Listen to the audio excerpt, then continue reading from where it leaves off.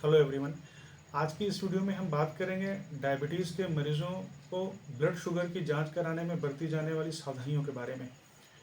Diabetes के मरीजों को ब्लड शुगर की जांच हम दो तरह से करते हैं। पहला फास्टिंग ब्लड शुगर और दूसरा पीपी ब्लड शुगर। इसमें आमतौर पर मरीज को क्या क्या सावधानी बरतनी चाहिए और क्या क्या उनसे गलतियाँ होती हैं। ज़्यादातर मरीज ब्लड शुगर की जाँच कराने की रात के पहले खाने में कमी कर देते हैं।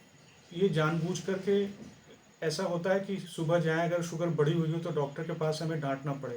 कभी कभी मरीज खुद ये देखना चाहता है कि हमारी शुगर कितनी है, इसलिए वो उसको एक्स्ट्रा मीठा खा के या कुछ और चेक करके देखना चाहता है कि हमारी शुगर कितनी पहुंच रही है।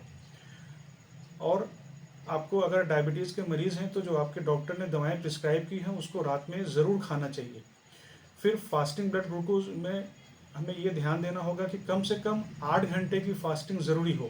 8 से 10 घंटे का टाइम आइडियल होता है, क्योंकि 8 घंटे से कम कराएंगे तो या 10 घंटे से ज़्यादा फास्टिंग कराएंगे तो ब्लड शुगर का लेवल एक्यूरेट नहीं होगा और ये वेरी करेगा।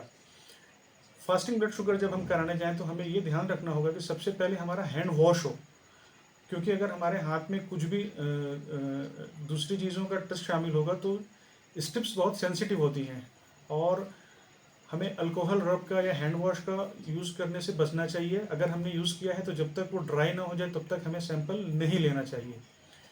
दूसरा, बहुत सारे मरीज़ कुछ भी नहीं खाते हैं, पानी भी नहीं पीते हैं, तो ऐसा भी नहीं करना चाहिए। अगर आप डिहाइड्रेटेड रहेंगे तो आपका ब्लड ग्लूकोज लेवल ज़्यादा बताने के चांसेस हैं, क्योंकि थिक ब्लड में आपके ग्लूकोज लेवल थिक रहेगा। आपको एक और ध्यान देना है कि आप सुबह के वक्त मॉर्निंग वॉक या एक्सरसाइज नहीं करनी है आपको। यानी आपको रात में नॉर्मल रूटीन का खाना खाना है, दवाएं खानी है। सुबह उठ के 8 से 10 घंटे के अंदर आपको लैब में या घर में पहुंच के अपने ब्लड शुगर की जांच करानी है। और उसके अलावा आपको कोई भी कैफिनेटेड ड्रिंक या ऐसा बिस्किट नहीं करनी है, एक्सरसाइज या वॉकिंग नहीं करनी है। दूसरा, आपको एक और ध्यान रखना है कि जब हम खाना खाने के बाद शुगर की जांच कराते हैं, जिसको कि हम पोस्ट प्रैंडियल कहते हैं, तो प्रैंडियल का मतलब आता है खाना खाने के बाद। तो वो हमें खाना खाने के 2 घंटों के बाद ही जांच करानी है। ये 2 घंटे का टाइम हम कब से लेंगे? खाना खाने का वक्त जब हम शुरू करते हैं तब से 2 घंटों का टाइम हमको लेना है, क्योंकि कुछ लोगों के खाना खाने की स्पीड अलग अलग हो सकती है। तो कोई खाना 15 मिनट में या 20 में खाए और ये वेरी करेगा। तो एक स्टैंडर्ड टाइम सेट कर दिया गया है कि आपने जिस टाइम खाना खाना शुरू किया उसके ठीक 2 घंटों के बाद। अगर आप मरीज हैं डायबिटीज़ के और आपके डॉक्टर ने आपको प्रिस्क्राइब कर रखी है दवाएं, तो आपको दवा खाकर ही दोबारा खाना खाने के बाद की जांच करानी है। कई सारे मरीज फिर से यही गलती करते हैं कि वो जिस दिन जांच करानी होती है वो दवाएं नहीं खाते हैं। इससे आपके डॉक्टर को सही पिक्चर नहीं मिलने पाएगी।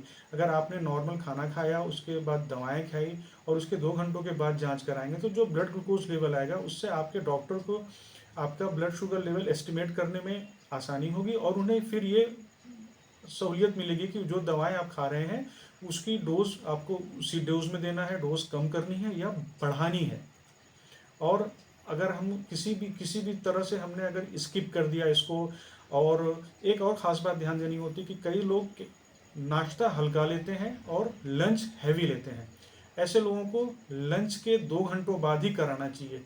कुछ लोग नाश्ता हैवी लेते हैं और लंच में बहुत लाइट स्नैक्स या किसी और वजह से कुछ हल्का लेते हैं, उन्हें नाश्ते के 2 घंटों बाद, यानी कि जो फुल फ्लेज मील है उसके 2 घंटों के बाद आप शुगर कराएं।